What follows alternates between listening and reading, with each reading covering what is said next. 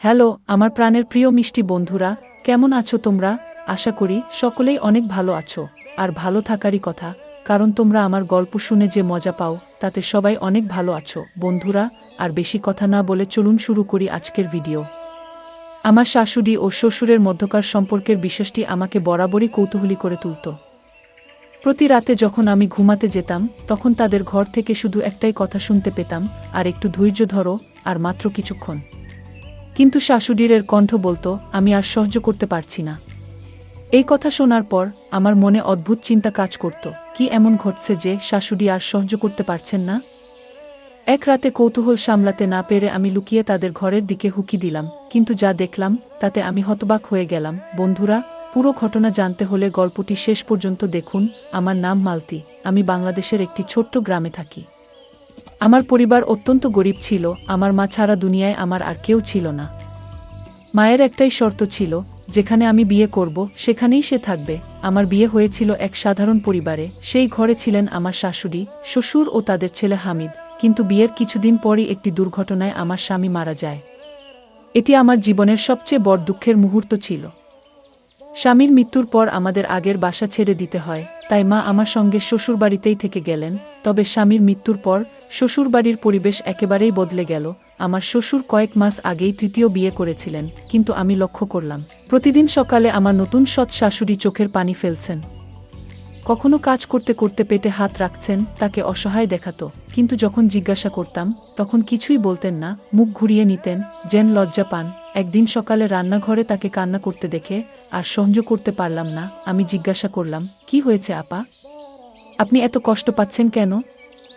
তিনি মাথা নিচু করে বললেন, তুমিও তো বিবাহিতা নারী, তুমি বুঝতে পারছো না আমি কি কষ্টের মধ্যে আছি। আমার স্বামী বয়সের এই পর্যায়ে এসেও 10 জন পুরুষের শক্তি ধরে রেখেছেন, আমি আর পারছি না।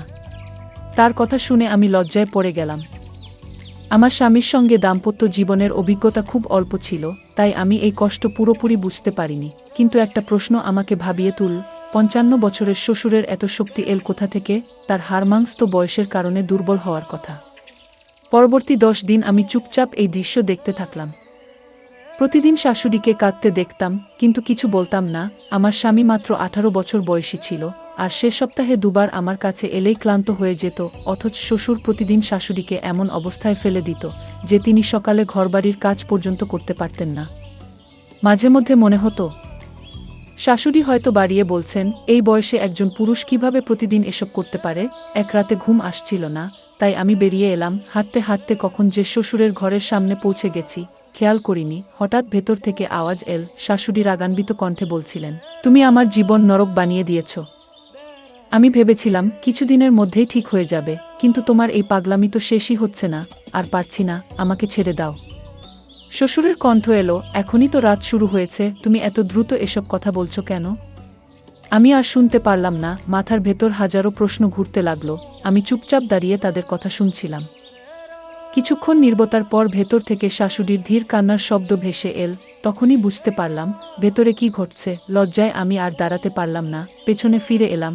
সেই রাতের পর আমার আর কোনো সন্দেহ রইল না, শাশুড়ি ঠিকই বলেছিলেন। এই বয়সেও শ্বশুরের স্বাস্থ্যের অবস্থা দারুণ ভালো। এরপর থেকে আমি আর শাশুড়ির কষ্টের দিকে তাকাতাম না, কারণ এটা ছিল স্বামী স্ত্রীর ব্যক্তিগত ব্যাপার। কিন্তু একদিন সকালে দেখি শাশুড়ি কান্না ভেজা চোখে ঘর থেকে বেরিয়ে আসছেন, সঙ্গে একটা ব্যাগ। তিনি আমার মায়ের দিকে তাকিয়ে বললেন, আমি আর পারছি না। এই লোক আমার জীবনটা শেষ করে দিয়েছে। আমি আর এক মুহূর্ত এখানে থাকব না। গিয়ে আমার মা তাকে থামানোর চেষ্টা করলেন, আমিও বোঝানোর চেষ্টা করলাম, কিন্তু তিনি সিদ্ধান্ত নিয়ে ফেলেছিলেন। কোনো কিছু শোনার প্রয়োজনও বোধ করলেন না, ব্যাগ হাতে বাড়ি ছেড়ে বেরিয়ে গেলেন। আমি একবার মায়ের দিকে তাকালাম, তিনি মাথায় হাত দিয়ে বসে আছেন। আমি দ্রুত এক গ্লাস পানি নিয়ে তার সামনে ধরতেই মা বললেন, তোমার শ্বশুর কোনো স্ত্রীকে ঘরে টিকতে দেয় না। 55 বছর বয়সেও সে কি এমন করে যে সবাই তাকে ছেড়ে চলে যায়? এবারও একই কাণ্ড ঘটল। কিছুদিনের মধ্যেই সে আবার বিয়ের জন্য পাগল হয়ে উঠবে। মায়ের কথা শুনে আমার হেসে ফেলার উপক্রম হলো, কারণ আমার শ্বশুর একজন স্ত্রী ছাড়া একদিনও চলতে পারেন না। কোনো স্ত্রী তার সঙ্গে বেশি দিন থাকতে পারেনি। অথচ এই শাশুড়ি তো বেশ ভালো মানুষ ছিলেন, সংসারের সব কাজ সামলাতেন, শ্বশুরেরও খুব যত্ন নিতেন। কিন্তু বন্ধ দরজার পেছনে কি হচ্ছিল তা কেউ জানত না। এত বয়সেও কোথা থেকে এত শক্তি পেতেন? সেটাই ছিল সবচেয়ে অবাক করা বিষয়। এই মেয়েটিও অনেক কষ্টে পাওয়া গিয়েছিল। গরিব ঘরের মেয়ে হওয়ায় তার পরিবার তাকে এক প্রকার বাধ্য হয়ে ৫৫ বছরের এক বৃদ্ধের হাতে তুলে দিয়েছিল। আমার যখন বিয়ে হয় তখন প্রথম শাশুড়ি জীবিত ছিলেন। তখন সবকিছুই স্বাভাবিক ছিল, কিন্তু তার মৃত্যুর পর থেকেই শ্বশুরের নতুন বিয়ের পালা শুরু হলো। প্রথম স্ত্রী কিভাবে তার সাথে মানিয়ে নিয়েছিলেন জানি না, তবে এরপরের কারো পক্ষেই বেশি দিন টিকে থাকা সম্ভব হয়নি। আমি মাকে সান্ত্বনা দিতে বললাম, আপনি চিন্তা করবেন না, সব ঠিক হয়ে যাবে খুকি। কিন্তু আমি জানতাম, মাও জানতেন, এটা এত সহজে ঠিক হবে না। বাস্তবেও তাই হলো। ২ দিনও কাটল না। শ্বশুর বাড়ির সব লোককে ডেকে চিৎকার করে বললেন, সাইমা চলে গেছে তো কি হয়েছে, আমার জন্য নতুন বউ খুঁজে আনো, আমি একা থাকতে পারবো না। মা আগে মাথায় হাত দিয়ে বললেন, তোমার স্বভাব যদি না পাল্টায় তাহলে আমি আর তোমার জন্য বিয়ের ব্যবস্থা করব না। তাছাড়া এখনো সাইমা তোমার স্ত্রী, তাকে বোঝাও, ফিরে আসতে বল। শ্বশুর তখন হাত জোট করে বলতে লাগলেন, ও খুব নোখরা করত, হাত দিলেই ভান করত যেন কি হয়ে গেছে। এবার এমন কাউকে চাই যে একটু স্থির হবে, যে আমার সাথে মানিয়ে চলতে পারবে। এবার মাঝবয়সী স্বাস্থ্যবান একটা বউ খুঁজে দাও। শ্বশুরের কথা শুনে আমি অবাক হয়ে গেলাম। মা কোনো কথা না বলে চুপচাপ ঘরে চলে গেলেন। আমি লজ্জায় মাথা নিচু করে নিলাম। শ্বশুর যেন ১৮-১৯ বছরের কোনো ছেলের মতো আবদার করে যাচ্ছেন, অথচ তার বয়স ৫, মাথার সব চুল ধবধবে সাদা। মা আর কথা না বাড়িয়ে তার কথা এড়িয়ে গেলেন। কিন্তু শ্বশুরও নাছোড়বান্দা। তিনি না খাওয়া না কথা বলা শুরু করলেন। শুধু একটাই দাবি, বিয়ে করতে হবে। নিজেকে একেবারে ঘরের মধ্যে আবদ্ধ করে ফেললেন। রাগে মা বলে উঠলেন, এই বৃদ্ধ বয়সেও একাকিত্ব কাটে না? কত মানুষ তো স্ত্রী হারিয়ে একা জীবন কাটিয়ে দেয়, কিন্তু এ লোক তো এক মুহূর্ত স্ত্রী ছাড়া থাকতে পারে না। তাও আবার নিজের পছন্দমতো। এত বয়সে কে তাকে লোক দেখাবে? কোথা থেকে আমি এমন কাউকে খুঁজে দেব? এখন তো গরিব মেয়েরাও তার নাম শুনলেই ভয় পায়। তার কুকীর্তি চারদিকে ছড়িয়ে পড়েছে। মায়ের কথা শুনে আমি চিন্তায় পড়ে গেলাম। তারপর বললাম, আমার এক বান্ধবী আছে, সাকিনা, ডিভোর্সি, এখন বাবার বাড়িতে আছে। যদি চান তার জন্য প্রস্তাব দিতে পারি। বয়স মাঝারি, স্বাস্থ্য বেশ ভালো। মা আমার দিকে তাকিয়ে বললেন, তুমি যদি ঠিক মনে করো তাহলে কথা বলে দেখতে পারো, তবে আমি নিশ্চিত তোমার শ্বশুর তাকেও বেশি দিন রাখতে পারবে না। মায়ের কথা শুনে আমার হাসি চেপে রাখতে কষ্ট হচ্ছিল, কারণ আমার সেই বান্ধবী খুব চালাক চতুর, এতটাই তেজি যে তার আগের স্বামীও টিকতে পারেনি। আমি মনে মনে ভাবলাম, যদি তার সাথে শ্বশুরের বিয়ে হয় তাহলে এবার হয়তো উল্টো শ্বশুরকেই সামলাতে হবে। এই ভাবনা থেকেই আমি বান্ধবীর মায়ের সঙ্গে কথা বলার সিদ্ধান্ত নিলাম। তিনি নিজেও মেয়ের কর্মকাণ্ডে বিরক্ত ছিলেন, তাই বিনা দ্বিধায় রাজি হয়ে গেলেন। যদিও আমার বান্ধবী আর শ্বশুরের বয়সের পার্থক্য ছিল অনেক, তবে আমাদের শ্বশুরবাড়ির অবস্থা খুব একটা ভালো ছিল না। তাই কিছুদিন পর আমার পরামর্শে একেবারে সাধারণভাবে আমার বান্ধবীর বিয়ে আমার শ্বশুরের সঙ্গে দেওয়া হলো। সে আমাদের বাড়িতেই চলে এল, কিন্তু কয়েকদিনের মধ্যেই সে আগের শাশুড়ির মতো একই কথা বলতে শুরু করল। বলল সে শ্বশুরের সঙ্গে আর থাকতে পারছে না এবং ফিরে যেতে চায়। আমি বিস্মিত হয়ে তাকে জিজ্ঞাসা করলাম, তুমি শ্বশুরের সঙ্গে থাকতে পারছো না কেন? সে আমার দিকে তাকিয়ে বলল, তুমি তো সব জানোই। আমি অবাক হয়ে বললাম, আমি কিছুই জানি না। কি?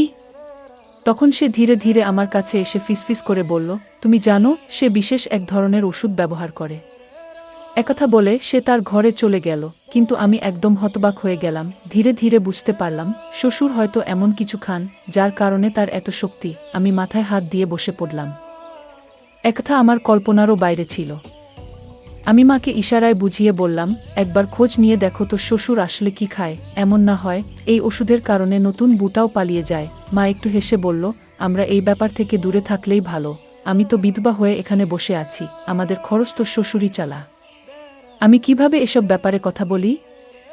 মার কথা শুনে আমি চুপ করে গেলাম। আমাদের জীবিকা পুরোপুরি শ্বশুরের উপর নির্ভরশীল ছিল, তাই মা ঠিক করলেন শ্বশুরকে নিয়ন্ত্রণে রাখার জন্য বারবার তার বিয়ে দেওয়া হবে। কিন্তু কোনো মেয়েই বেশি দিন টিকতে পারত না। যারা আসতো তারা কিছুদিন পর চুপচাপ চলে যেত। আমার এক বান্ধবীও মাত্র 1 মাস টিকতে পারল। তারপর একদিন সে চুপচাপ নিজের জিনিসপত্র গুছিয়ে তালাক নিয়ে চলে গেল। শ্বশুর খুব কষ্ট পেলেন এবং কান্না করতে করতে বললেন, আমার কপালে বুঝি স্ত্রীসুখ নেই, আমি একা থাকতে পারবো না। ছি! শ্বশুর একদম বদলে গেলেন। রাতে ঘরের ভেতর পায়চারি করতেন, সারাদিন অস্থির লাগত। মা ভালোই বুঝতে পারলেন তিনি একাকিত্ব সহ্য করতে পারছেন না। তখন মা আবার শ্বশুরের জন্য বিয়ের সম্বন্ধ খোঁজা শুরু করলেন। একসময় এক সম্পর্কের দিদিমাকে বলল, তোমার বিধবা মেয়েটিকেই শ্বশুরের সঙ্গে বিয়ে দিয়ে দাও, বাড়ির ব্যাপার বাড়িতেই থাকবে আর মেয়েটাও সংসারী হবে। একথা শুনে মা রেগে গিয়ে বললেন, তুমি কি বলছো? আমার মেয়ে মাত্র 18 বছরের, আর শ্বশুরের বয়স তো 55 বছর। দিদি একটু হেসে বলল, তুমি তো এতদিন নানা বয়সের মেয়েদের এনে বিয়ে দিয়েছ, এবার নিজের মেয়েকে দিতে সমস্যা কোথায়? মা হতবাক হয়ে গেলেন। দিদি চলে যাওয়ার পর তিনি ভাবনায় পড়ে গেলেন। যখন আমি একথা জানতে পারলাম তখন প্রচণ্ড রেগে গেলাম। আমি চিৎকার করে বললাম, এ তুমি কি বলছো? আমি কিভাবে নিজের শ্বশুরকে বিয়ে করব? মা তখন শান্তভাবে বললেন, তোমার শ্বশুর কিন্তু খুবই ধনী, আর তোমার বিধবা অবস্থাটা আমাকে কষ্ট দিচ্ছে। তোমার রূপলাবণ্য আছে, কিন্তু নতুন বিয়ের সম্বন্ধ পাওয়া কঠিন। মার কথা শুনে আমি ভাবনায় পড়ে গেলাম। সত্যিই অনেকদিন ধরে আমি একাকিত্বের যন্ত্রণা সহ্য করছিলাম। একজন নারী যখন সংসার করে, তারপর হঠাৎ একা হয়ে যায়, তখন তার একাকিত্ব খুব কষ্ট দেয়। তার চাওয়া পাওয়া, আকাঙ্ক্ষাগুলো তাকে প্রতিনিয়ত কুড়ে কুড়ে খায়। যেদিন আমি প্রথম শ্বশুরের ঘর থেকে সেই সন্ধ্যার আওয়াজ শুনেছিলাম, সেদিন সারারাত আমি নিজেও অস্থির ছিলাম। আমারও মনে হচ্ছিল, আমার জীবনে কেউ ফিরে আসুক, আমাকে আগলে রাখুক। অনেক চিন্তাভাবনা করে আমি সিদ্ধান্ত নিলাম, আমি শ্বশুরকে বিয়ে করব। যখন শ্বশুর এ কথা শুনলেন, তখন আনন্দে পাগল হয়ে গেলেন। তিনি বললেন, এত আমার জন্য আশীর্বাদ, তুমি আমাকে ছেড়ে কখনো যাবে না।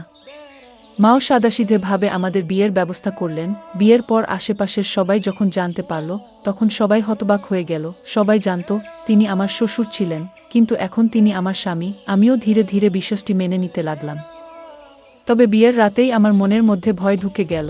আমি ভাবতে লাগলাম, শ্বশুর আসলে কতটা শক্তিশালী। প্রথম রাতেই তিনি কি করবেন, আমি কি সহ্য করতে পারবো? কিছুক্ষণ পর শ্বশুর ঘরে এলেন এবং আলমারি খুলে একটি খাম বের করে কোণা রাখলেন। আমি কিছুক্ষণ চুপচাপ দেখছিলাম, তারপর আর থাকা গেল না। উঠে গিয়ে জিজ্ঞাসা করলাম, আব্বাজান কি করছেন? তিনি হাসি মুখে বললেন, ভাজা ছোলা আছে, আমি এগুলো খাই। এই শ্বশুরের কথা শুনে হঠাৎ করে শাশুড়ির সেই কথাগুলো মনে পড়ে গেল, যেখানে তিনি বলেছিলেন যে তার স্বামী নাকি কিছু দেশি ওষুধ ব্যবহার করেন। মুহূর্তের মধ্যে আমি খামটা তার হাত থেকে ছিনিয়ে নিলাম এবং বললাম, আপনার এগুলো খাওয়ার দরকার নেই। শ্বশুর একটু রেগে গেলেন, খামটা আমার হাত থেকে নিয়ে বললেন, আমি তো বুড়ো হয়ে যাচ্ছি, নিজের যত্ন নিজেকেই নিতে হবে। এরপর তিনি এক মুঠো ছোলা নিলেন, তার সঙ্গে একটু মিছুরি ও দুধ মিশিয়ে গ্লাসে ঢাললেন, তারপর এক নিঃশ্বাসে গ্লাসের সবটুকু দুধ খেয়ে নিলেন। আমি অবাক হয়ে তার দিকে তাকিয়ে রইলাম। মনে হচ্ছিল, এবার বুঝি আমিও শাশুড়ির মতো শ্বশুরের কাছে টিকতে পারবো না। কিন্তু কিছুক্ষণ পর যা হলো তা দেখে আমি হতবাক। শ্বশুর স্নেহমাখা কণ্ঠে আমার হাত ধরে বললেন, তুমি অনেক ক্লান্ত, একটু বিশ্রাম নাও। তার চোখে মুখে কোনো অশালীনতা বা কোনো খারাপ ইঙ্গিত ছিল না, বরং তিনি আমার ক্লান্তির কথা ভেবেছেন, আমাকে বিশ্রাম নিতে বলেছেন। আমি অবাক হয়ে রইলাম। কিছুক্ষণ পর গভীর ঘুমে তলিয়ে গেলাম। পরদিন সকালে সবকিছু বেশ স্বাভাবিক লাগছিল। শ্বশুর আমাকে ডাকলেন এবং একটি খাম আমার হাতে দিয়ে বললেন, এটা তোমার ভবিষ্যতের জন্য। এটা তোমার নিজের নামে ব্যাংকে জমা করে রেখো, যাতে যদি আমার কিছু হয়ে যায়, তাহলে তুমি কোনো সমস্যায় না পড়ো। আমি কিছুটা অপ্রস্তুত হয়ে বললাম, আপনার সঙ্গই আমার জন্য যথেষ্ট, এসব টাকার দরকার নেই। আমার কথা শুনে তিনি মৃদু হাসলেন, কিন্তু তারপরও ব্যাংকে গিয়ে সেই টাকা আমার নামে জমা করিয়ে দিলেন। এরপর কয়েকদিন কেটে গেল। আমি শ্বশুরের মধ্যে কোনো খারাপ অভ্যাস দেখতে পেলাম না, বরং তিনি ছিলেন শান্ত স্বভাবের, দায়িত্ববান এবং খুব যত্নশীল একজন মানুষ। আমাদের মধ্যে একটা সুন্দর সম্পর্ক তৈরি হয়েছিল, তবে তিনি কখনো কোনো জোড়াজুড়ি করেননি। আমার মতামত ও সম্মতি ছাড়া কখনোই কোনো বিষয়ে আগ বাড়িয়ে যাননি। আমি অবাক হয়ে ভাবতাম, এমন ভদ্র, সংযমী মানুষও কি হয়? একদিন আমি তার কাছে জিজ্ঞাসা করলাম, আপনি কেন এত সঙ্গত? আপনার বয়সের পুরুষেরা এত সাধারণত এমন হয় না।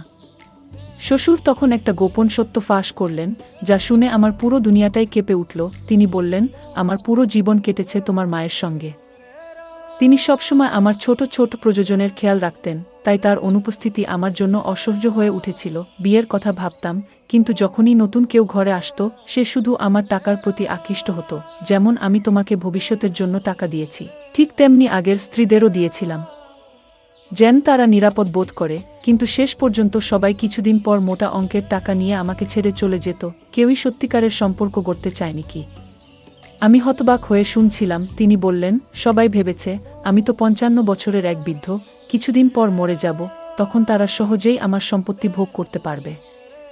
অথচ আমি সারা জীবন অপেক্ষা করেছি এমন একজন সঙ্গীর জন্য, যে আমাকে সত্যিকারের ভালোবাসবে, শুধু আমার টাকার জন্য নয়। তারপর তিনি আমার দিকে তাকিয়ে বললেন, যখন তুমি টাকা নিতে অস্বীকার করেছিলে, তখন আমি বুঝেছিলাম তুমি আমার টাকার জন্য এখানে আসোনি, তুমি সত্যিই আমাকে সম্মান করো। ভালোবাসো, এই বয়সের পার্থক্য কোনো বিষয় নয়, মনের বন্ধনই আসল। আমি পুরোপুরি হতবাক হয়ে গেলাম। এরপর আমি তাকে জিজ্ঞাসা করলাম, আপনি প্রতিদিন ছোলা আর মিছুরি কেন খান? তিনি হেসে বললেন, এটা শুধু শক্তি বৃদ্ধির জন্য নয়, এটা চোখের জন্য খুব উপকারী। বয়সের কারণে আমার দৃষ্টিশক্তি একটু কমে যাচ্ছে। আমি চাই না সেটা পুরোপুরি হারিয়ে ফেলি। তার কথা শুনে আমার মনে একরকম প্রশান্তি এলো। সত্যি বলতে তিনি ছিলেন এক অসাধারণ মানুষ, কিন্তু এই বাড়ির অন্যরা তার এই ভালোবাসার মূল্য দেয়নি।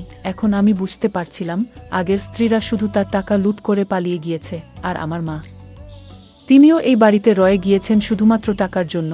যদি শ্বশুরের কাছে টাকা না থাকতো, তাহলে কি মা এই বাড়িতে থাকতেন? আমি স্পষ্ট বুঝতে পারলাম, এই দুনিয়ায় টাকা ছাড়া কিছুই মূল্যবান নয়। মানুষ টাকার পেছনে দৌড়ায়, কিন্তু সম্পর্কের কোনো মূল্য দেয় না। কিন্তু আমি এই মানুষটার ভালোবাসার মূল্য বুঝতে পারছিলাম।